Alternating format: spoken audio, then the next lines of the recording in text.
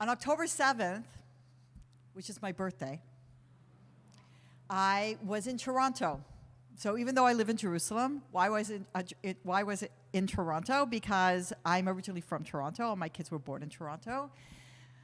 And 3 of my kids live in Israel with us, or in Jerusalem near us, and 2 of my kids live in the States. So there comes a point, I think some of you are maybe at that stage, where keep the family together, okay? Now that the kids are not home, you still want to keep the family together. So we decided that we're going to, at least 4 out of 5 of my kids could gather in Toronto for Sukkot, because one son and his wife is due. Some of you know Neely Cousins. Neely was one of your leaders. Okay, so Neely's one of the Momentum educators. So her daughter married our son. Somebody said that it wasn't a shidduch, a match, it was insider trading, okay? And so Esty, her daughter, my daughter-in-law, was due, and so they couldn't join us. But 4 out of 5, so we're going to gather for Sukkot in Toronto. I have a friend who has a beautiful home in Toronto and a beautiful home in Jerusalem, and she was going there to Jerusalem for Sukkot, so she said we could use their home. So here we gather, okay, and 2 of my girls who live in the States, they're also expecting, and COVID swept through the house, and then on Shabbat, so I didn't go, I was taking care of everybody, but my husband didn't get COVID, so he went to shul, and it was Shabbat, Simchat Torah, October 7th, and he came home very early. And I was like, what's going on? And he took me aside, and he said, something happened in Israel. I said, what? He said, Lori, hundreds. Like, what? I don't know how to process what you're saying to me. After Shabbat was over, we found out what was happening. So I immediately went into practical mode. We had to, my 2 girls, I was making plans to get back to Israel. My 2 girls who live here said to me, Ima, maybe you and Abba shouldn't go back to Israel. There's a war. I said, we're going back. And my son in Israel called me and said, Ima, maybe you and Abba shouldn't come back. There's a war. I go, we're coming back. And then I just had a lot of practicals, like you just go into the zone of, okay, so the 2 domestic in the States, they can fly back, no problem. I was supposed to fly Air Canada. Air Canada was like, your flight is canceled, you'll fly back next week. I'm like, oh, I'm not flying back till next week. And then my husband had an El Al ticket. We're all on different schedules. He had an El Al ticket out of JFK. I had a married son from Israel who they were supposed to fly back on Air France. That was canceled. So it was really like a lot of practicals, getting everything done. And then I thought like, oh yeah, I'm flying back next week. I'll just hang out here in Toronto. Thankfully, I have a friend in Israel who said, you and your husband cannot be apart. You don't understand what's going on. I'm going to make sure you get on a plane. And she generously got me on the last business seat coming out of JFK on a different flight than my husband.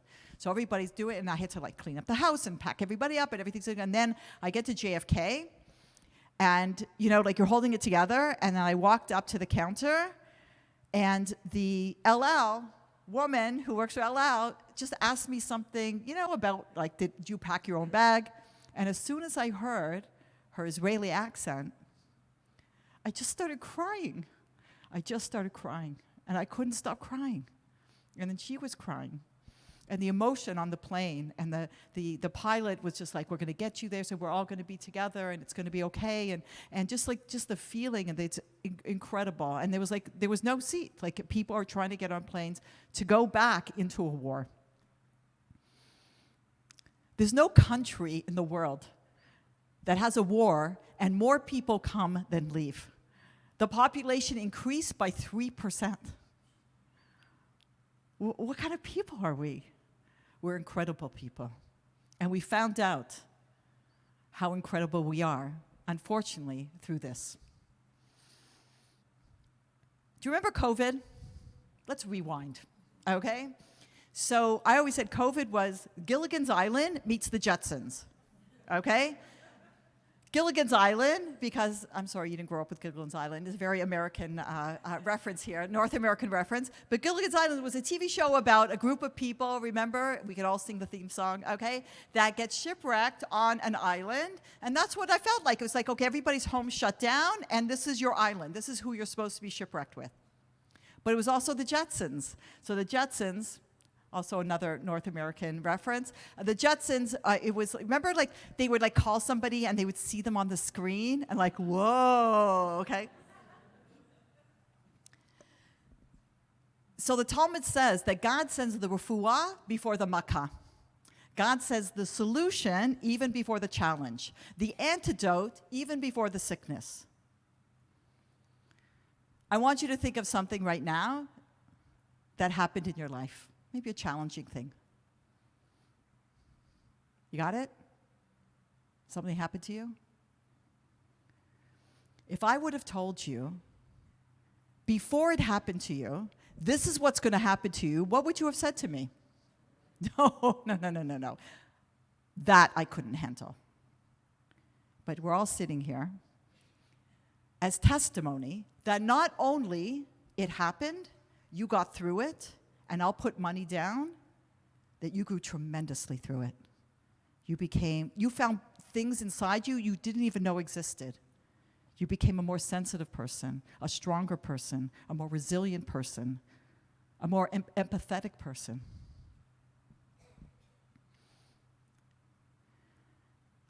So you think you can't handle things, but if you just center yourself, there's a concept called yeshuva dat, which means a settled mind. What's that? It's the 4 C's: calm, clear, connected, and compassionate. When you're in that state, now make choices. Now pick a doctor. Now have a significant conversation. Now make a significant purchase. Now click send on the email. But if you're not there, don't. That's where you need to be. So during COVID, when we're all locked down, we saw things that were always there, but we didn't want to see them. Hanukkah is about light. Light brings sight. You can have darkness, you light a candle, you can see.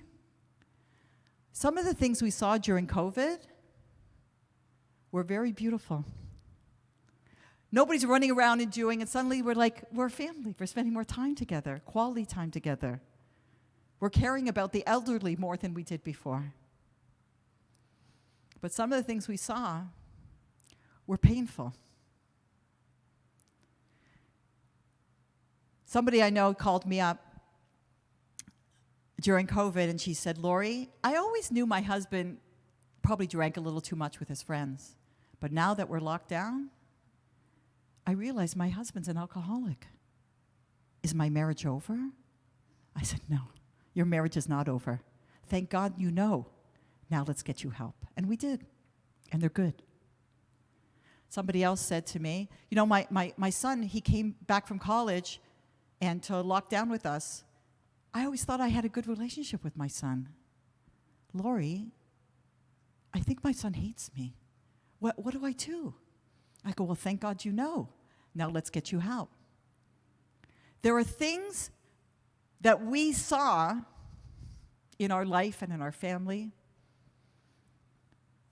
but we didn't want to see them. Would you rather not see? Would you rather close your eyes? Would you rather look away?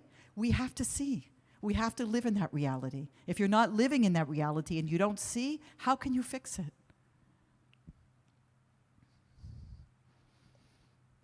So during COVID, God turned on a light in our homes. And now, the light is in the whole world for us. Some of the things we're seeing now are very painful.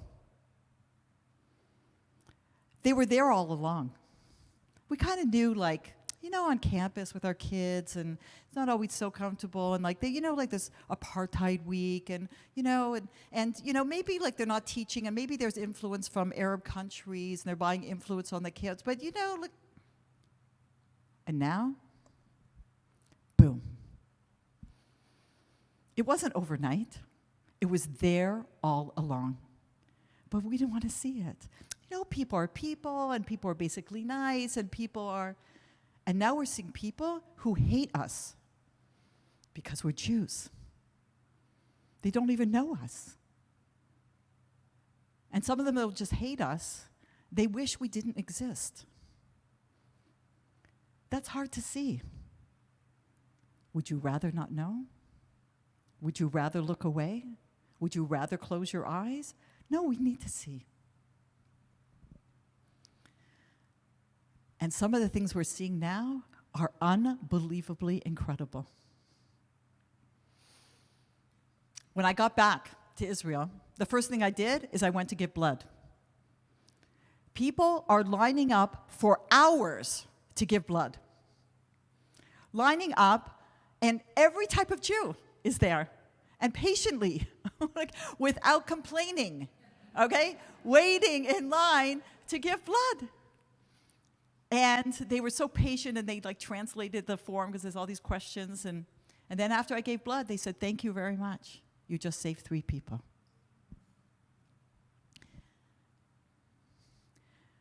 Israel went overnight from literally tearing each other apart. The hatred was not an expression. People hated each other. And overnight, there's the most unbelievable achdut v'lo achidut, unity without uniformity.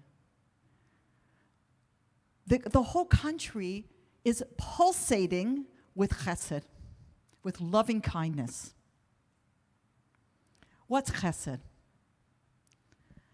If I send you Margot, if I sent you flowers, is that chesed? Is that loving kindness? No, but it's nice. But if you were having a hard week, God forbid, you're having a hard week, you say, Margot says, Laura, it's been a really hard week. And then I send you flowers. Is that chesed? Yes. Chesed is not, loving kindness is not what I feel like doing. Chesed is you have a need and I want to fulfill it. We should be looking to do chesed. That is part of the DNA of Jews. Is there's a need and we're there to fulfill it. Whether we're marching with the blacks or we're taking care of the downtrodden, like this is Jews. It's part of what drives us. I can't describe to you what is going on in Israel. The expression "you had to be there" is really, that's what it is. And I urge you to go. I know that the congregation here, that next month there's going to be a solidarity trip. We've been bringing unity missions. We did a group of women of 80, then we did 30 men, we did 34 more women. We have another one in January 16th to the 21st, women and men. It is the most powerful, historic time to be there. No matter what the need is, people are jumping in to help. I planted lettuce. Did you ever plant lettuce? Okay, I plant lettuce. Why? Because we need to save the farms and the moshavs. Like we need to save, and the farmers, the people, the owners are like, "Thank you for coming. Thank you for coming," and people are going every day. What do we need to pick today? What do we need to harvest? Harvesting sweet potatoes and zucchinis. It's amazing. There's 100,000 families are displaced from the kibbutzim, from the north, from the south. And the hotels are filled with these displaced families. But that's not enough rooms. So people are jumping in, matching people up. Oh, you have a place, or you have a vacation, you have a rental place, or you have a home, and they're matching people up. So I said to my husband, as we live in Jerusalem in this like funky neighborhood called Musrara. It's this historic neighborhood just outside the old city. And we discovered when we bought it that it's called a bor mayim. It's a water cistern because it was built under the Ottoman Empire in the 1890s. And they collected water because there was no running water. And so other people have like renovated and made another floor. And we decided to renovate it. We made like a separate apartment. It's like a bachelor loft rental Airbnb. Okay. It's not an advertising for it. I was like, we have an Airbnb. So obviously nobody's coming, and also if my married kids come, they have a private apartment. I said to my husband, like, let's give it to a displaced family. But it's just like a small bachelor, a kitchen with a kitchenette. There's no washer and dryer. He goes, well, hold on. Like if we take somebody in, a family in, then they're going to be using like our washer and dryer, and they'll be using our kitchen, so they're going to be part of our life. Like, don't do this so fast. So he didn't say no, he just said, hold on. So I was like, and whenever there was like something out there, like people like, and are posting. So there was a family with 5 kids, that's not gonna work. There was 2 lone soldiers, one was injured. But I said, we'll take them, but that didn't work out. And then remember I told you our son didn't come because his wife was expecting? So we got 5 weeks ago. I got a message. We're at Charles City Hospital. Estee's in labor. Pray, okay. So a minute later, something came into my computer. A young couple with a newborn baby needs a place. I go, Yaakov, it's a sign. We should take them. He's like, okay. So I said, we'll take them. They were coming from Ashkelon. There was many missiles in Ashkelon, and they had to leave. So we took them in. They showed, there's the sweetest couple. They don't speak a word of English. My husband speaks Hebrew, but my Hebrew's terrible. So it's a language of love. That's what I was like. I'm baking for them and cooking for them and taking care of them and giving all the baby stuff. So one night they come up and they asked us, like, do you have a baby bath? And because there's only a shower downstairs and we only have showers. And so I didn't have a bath. So I said, wait, I have this big tub that I make challah in, like my big bowl. I was like, okay, so this baby is being bathed in my challah bowl. And and also the baby is the cutest little boy. And my son and my daughter-in-law had a little girl. And I'm like, oh, this could be good, okay? That's the way I think. It's a good backstory. So I put out on Facebook, like, we took in this young couple with a newborn baby. Does anybody have a baby bath? And like immediately, people are like, 17 people are sending me baby baths, and somebody brought it over right away, and somebody else was like, listen, whatever they need, just make an Amazon list. I'll take care of them, and they just like make a list, whatever you need. That's the whole country's like that now. Whatever you need. You need to harvest, you need to plant, you need a home, you need a babysitter, you need a hug. It's unbelievable what's going on. People in the highest echelon of Israeli society are leaving their high-paying jobs because everybody needs something now. And we need to take care of everybody. So remember I told you that God sends the refuah before the makkah. So so as soon as it happened, this whole thing happened, oh my gosh, so immediately, I gave blood, and we took in this family, and then I was getting messages from Momentum mothers all over the world, like, how do we explain this to our kids, and how do we navigate this with our children? So I said, get your kids to make pictures for the soldiers, and we call it Hugs for Heroes. I said, just get them, it's Hugs for Heroes at momentumunlimited.org, scan it, send it to me, and I will print them out, and I'm gonna bring them to the soldiers. So I have this guy. He's this great guy. He used to drive me, and he has two sons who are serving, one in tanks, and he said, like, I know what the soldiers need. So he got like cold drinks, and we got equipment and different things, and I printed out all these like colorful pictures, and off we went, okay? Early on, like it was just a few days after the war started, and we were driving, and I didn't know where we were, and I said to him, this guy has no fear, I said, how close are we to Gaza? He's like, it's right there. So I was like, don't tell my husband. And we went, and we started giving them the cold drinks and the equipment and the food and the sandwiches. And then I gave them these pictures. And I said, they're from Yeladim America. It's from the children of America. And you should have seen their faces. One of them folded it up. He looked at it, he folded it up, he put it in his flak jacket. He said, this will stay here till the end. They feel the love of the Jews of the diaspora. They know a lot of the equipment, because the country was not ready for 300,000 reserve soldiers to just, more people, it's unbelievable. The people showed up, but they didn't have all the equipment. So of course, what did we do? Like, we took care of them. So you want to figure out, like, what is it that you, so you think, right now, I'm sure a lot of you have done a lot of things. Like, you gave money, and you wrote letters to the soldiers, and so then but you're all thinking, probably, like, what else can I do? Because there's so much to do. And each one of us plays a role. You need to look into yourself, because Hashem sends the refuah before the makkah. What is it that you have, what experience, what work connections, what resources, what character, in order to navigate this and be part of this? You know, when I became a mother for the first time, I was a little bit, like, nervous, because all my job, like, whenever I took a job, it was like I always had other job experience. You apply that to that, and next. I was never a mother. They let me leave the hospital with a human being, okay? And I've never changed the diaper in my life. That's why the first one is like the first pancake. Okay, and then you start getting better at it. Okay.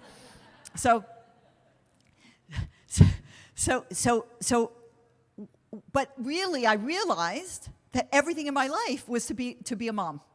Every organizational skill, every communication skill, even my work in advertising, like, you got to sell the carrots. Like, come on, guys, okay? Like, so the war. I have a friend. Her name is Daphne Berman. She is a young mom. Her oldest became a lone soldier. A lone soldier is somebody who serves in Israel, but the family doesn't live in Israel. They're volunteers. Our son served 10 years ago as a chaya boded, a lone soldier. Or you serve and your family is in Israel, but perhaps you're estranged from the family. And the country takes, and the IDF takes care, and they have a special status. So her son, her oldest son, had not even finished his basic training. The war breaks out, and suddenly he's being sent into Gaza. And he said to his mother, we don't have the right equipment. So what did she do? She found out exactly the equipment that he and his fellow soldiers in his unit needed. She found it, she procured it, she bought it, she shipped it, she got it through into the country, she got it to the unit. She says, Lori, I'm an arms dealer. I said, Daphne, how did you know how to do this? She said, I'm a connector. I was the connector in high school. I'm the connector in my community. I'm a connector. So she's taking this quality and she's putting it into this. You need to introspect. What are you? What are your strengths? What are your connections? What are your resources? And you just have to channel it for this moment. Because, ladies and gentlemen, this is our moment. I've asked myself 1,001 times since I was 10 years old, what would I have done in the Holocaust? Would I have been like a Canadian and followed all the rules? Oh, pack up my things, work will set me free, and believe them? Would I have jumped off the trains? Would I have pulled people off the trains? Would I have gone with and fought with the partisans in the woods? Would I have hidden? What would I have done? So if you ask yourself, and somebody posted, what would you have done in 1938? Do it now. What would you have done? There's somebody I know, I was telling some of the women today that there's somebody I know whose father is a Holocaust survivor. He's still alive. He's in his 90s. He's amazing. She said her and her brothers grew up, and there was always in their life, they were told, look at your non-Jewish friends and ask yourself, who would hide me? That's how she grew up. Who would hide me? And she said to me last week, I'm down to my housekeeper, and if I stop paying her, she wouldn't hide me. Who would hide me? This is what we're thinking? That's not how we should be thinking. There's no more hiding. We should be proud. We should be strong. We should be loud. We should be smart. And we need to do it together. There's no more hiding. When I went to Tel Aviv is the most unbelievable city now. It's like you go, if you've ever been to Tel Aviv, there's huge billboards like perfume ads and car ads and jeans. There's no billboard, huge billboard for any, there's no ads. There's no products. It's all slogans of victory and unity and love. It's incredible. It's startling. There's at the Israeli towers, these two huge towers in Tel Aviv. There's this huge electronic, like stories high, and it's like 1 million shekels a month, like to advertise there. And you know what's there? San Paulo, and you see the Jews of San Paulo and their rally for Israel. Sydney, Cleveland, and all over the world. It just keeps rotating that the Jews of the world are with us. In Tel Aviv, there is something called the Expo Center, and it's Expo is the big conference center. That's where like the GA is when it's there. So as you know, before October 7th, the country was tearing each other apart, like ripping each other apart. Jews hated each other. Like you could feel it on the trains, you could feel it everywhere. And there was over the justice issue.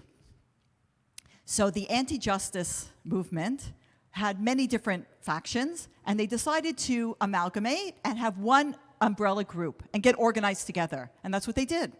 And they were organized in protests, organized in lobbying. The war broke out at 6:30 in the morning. By 10 a.m., the Expo Center completely switched. Instead of being against the government, they're working with the government to find the hostages, who's murdered, who's taken, to create a volunteer system that is so organized. I was there. They showed us, they'll put it out today for the displaced families. We need car seats. And people bring in new car seats. They're driving in, they take them out, they know how to, and there's all these different groups. It's incredible. So the woman who's in charge there, she was showing me this. I said to her, you know how the Talmud says that God sends the refuah before the makkah, the solution even before the challenge. And she says, yes. I said, you thought the justice issue was the makkah. That was the refuah before the makkah. She says, be'emet, truth.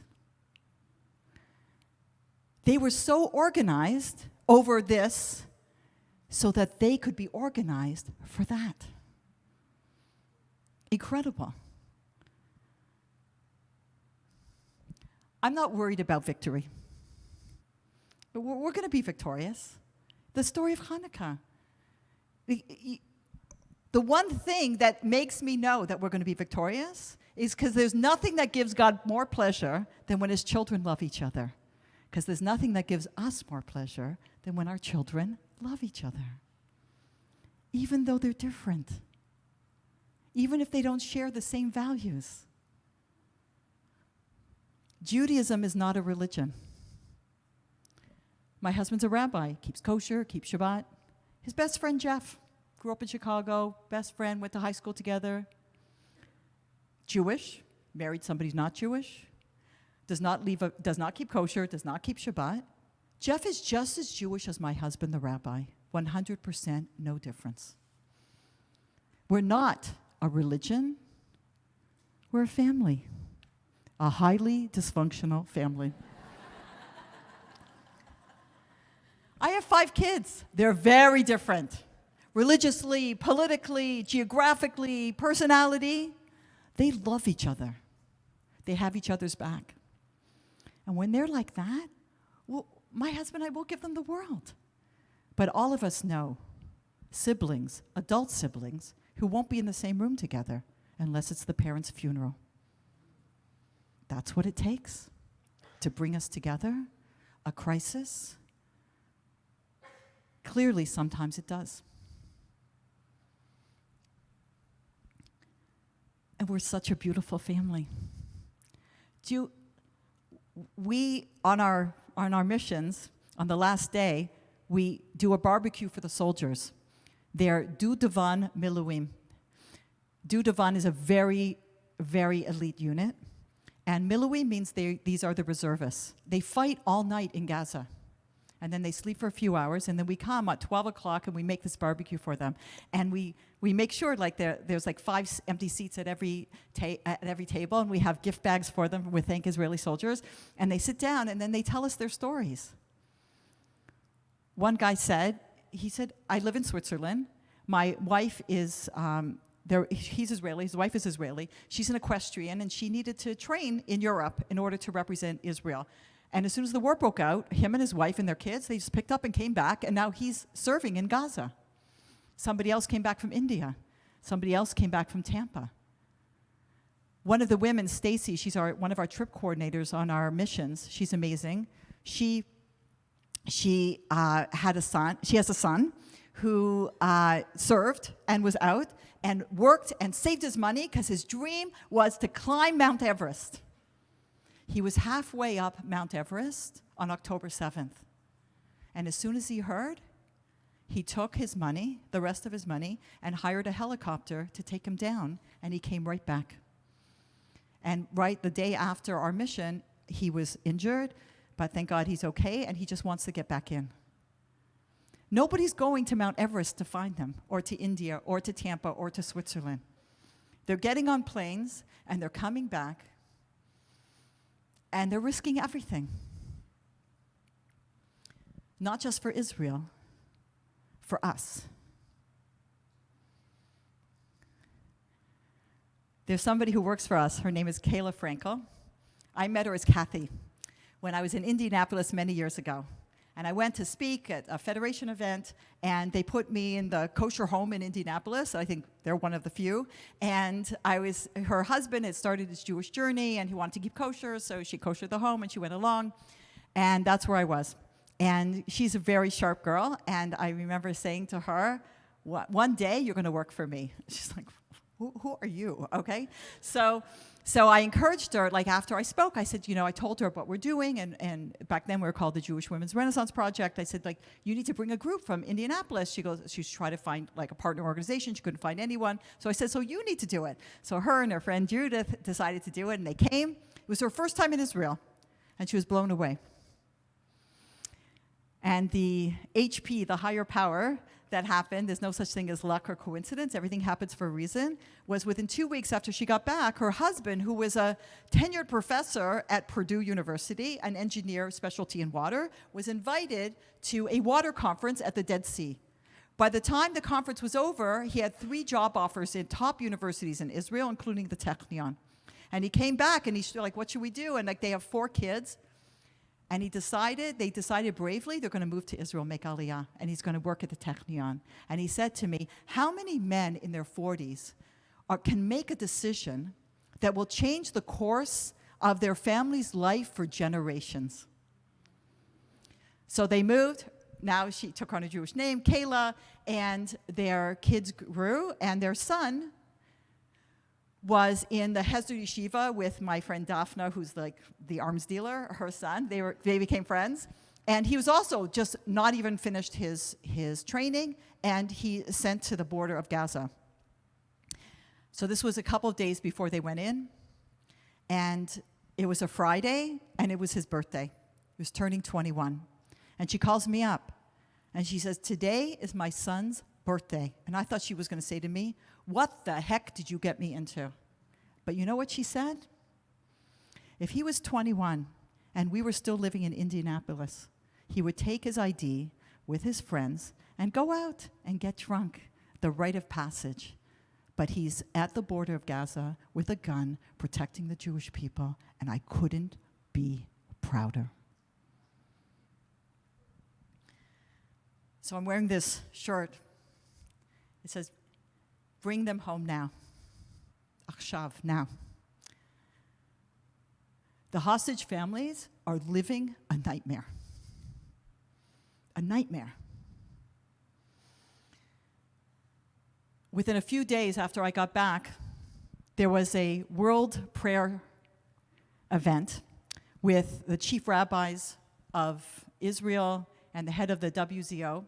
And I was asked to come to hug mothers. That's what they said. Please come to hug mothers, because 35 hostage families were coming. And the event overlooked the western wall of the Kotel. So I came, and I was with a friend who said, like, I don't know, I'm not much of a hugger. I'm going in, okay? I went in, and I went up to this woman, and I hugged her. And she was wearing a T-shirt with her daughter. The mother's name is Adi, wearing a T-shirt with her daughter's Noah with her picture. And Noah was a soldier, and on October 7th, she was kidnapped, and she was 18, and she said, my daughter just turned 19 in Gaza. And I told her that I'm part of this movement called Momentum, and it's mothers from all over the world. I said, you want to send a message to them? So I videoed her, and she sent a message, and she goes, and I want to tell my daughter, be quiet, be kind. So I put it out there, and then I asked the women, the mothers, the Momentum mothers around the world, I said, if you want to send messages to Adi, I asked Adi, would it be okay if they sent me messages, and I sent them on to you? She said, yes, please. She lives in Modi'in. So they said, so mothers sent me messages, and you're in my prayers, and my daughter's name is Noah too, and it was just very beautiful messages, and I kept sending them to her. So then we brought our first group of 80 women to Israel. It was incredible. And there was one day, it's 5 nights and 6 days, and there was one day, it was the Thursday, we were going to march with the hostage families. And we're going to march we're going to march with them. We're going to meet them. We were supposed to meet them in Tel Aviv it's called Hostage Square. So it's something called Hostage Square in Tel Aviv. That's where they have the long Shabbat table with nobody at it. And you see, like, when you're there, you see there's high chairs. And, but they're not going to be there. Why? Because they decided to march from Tel Aviv to Jerusalem. And we were, like, trying to figure out, like, how are we going to meet with them? And that was going to be on Thursday. So on Wednesday night, we found out, and it was in the news, that they had just gone into Gaza, and they had conclusive evidence that Adi's daughter Noah was dead. And the rabbis told her to begin sitting Shiva. So this march that was going from Tel Aviv to Jerusalem was now going to go to Modi'in on the way, where they live, to be there in solidarity with her on the first day of Shiva. So here we were with their 80 women, we're marching, and it's incredible. And we get to, so then there came a point where it was time for our group to go on to another thing, and we couldn't get close to Adi, but I decided I'm going to break away, and I wanted to see her. So so there were cameras all around, and she was outside, and it was like crazy crowd, and they said you can't get close. And of course, I decided not to be Canadian, to be Israeli, and I climbed over a fence, and I went, and then she turned around and she saw me, and she ran into my arms. She goes, Lori, and she said to me, I still want her home. I need to bury her, but I don't know if I'll ever be able to. I still want her back. So the next day was Friday, and I'm sitting in the program, and an Israeli beside me said to me, they found Noah's body. The funeral is today at 12. And I sent a voice message to Adi, and I said something I never thought I would ever say in my life. I said, Adi, my sister, I'm so happy for you. I'm so happy for you that you can bury your daughter, that your prayers were answered, that she's home. And I shared with her many years ago here in Florida, our friends Mike and Denise Stern, their daughter showed she was killed in a car accident, in a traffic. She was hit by a car. She was 12 years old. And I was at their funeral, the funeral here. And Denise was on her hands and knees, pushing the earth onto her daughter's casket. And people were saying, no, that's not appropriate, and you don't have to do that. And she says, no. I covered her up every night when she was a little girl. I tucked her into bed every night. And now I'm going to cover her for eternity. And I shared that with Adi. I said, and I'm so happy for you. On October 6th, I would never say this. I would never say, I'm so happy that my mother has dementia. My mother's 90 years old. She's in a nursing home in Toronto. She knows who we are, but she has no idea there's a war. Thank God.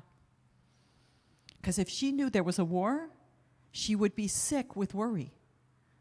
She has children, grandchildren, and great-grandchildren in Israel. She has no idea there's a war. We're seeing things we never thought we would see. And we're saying things we never thought we would say. But this is an unbelievable, historic time for us as a Jewish people. I urge you to come to Israel and to show up. Just coming. Israel is so happy when you come. Even if you don't plant or you don't harvest, they're so happy that you came. It means the world to them. Can you imagine if you had a family member, a sister or brother, and they're having a really hard time, and you went onto Amazon and you you sent them things? That's nice. But you can't replace showing up. Most of life is showing up. So you have to show up here in Florida. You have to be proud. You have to be loud. You have to make a difference. But don't forget to show up. Your family needs you. We're a family. I went to the funeral. I've been to so many funerals and so many shivas. And people are going to funerals of people they don't know. But we do know them because they're our family. There was a lone soldier. Her name is Rose. Her aunt had come on a momentum trip. And Rose was a lone soldier, and she died heroically. Tens of thousands of people went to her funeral at Har Herzl. And we're all standing there crying because she's family. And she died protecting us. It's hard to see. It's not easy to see things that actually were there all along, because we're kind of like, just like in COVID, like we kind of knew, but now it's in front of us. But don't be afraid to see. Don't look away. Don't close your eyes. We need to see. And some of the things we're seeing are so incredible and so beautiful. There's no people like our people. I'm sorry. It's like really, the Jewish people, who does this? Who drops everything? Who comes down from Mount Everest? Who leaves their family and risks their life and does it proudly? What a people. What a people. So I want you to think, what do I have to put into this? How do I show up? Because this is our moment. Each one of us, and as a people. Let's shine the light. Let's be the light. The world does look dark, but don't worry. I'm not worried about the victory. I'm worried about the day after the victory. How do we keep this unity going? How do we keep this loving kindness going? How do we keep the light shining? Now that we've tasted it, we know it's possible. Chag Sameach, everyone.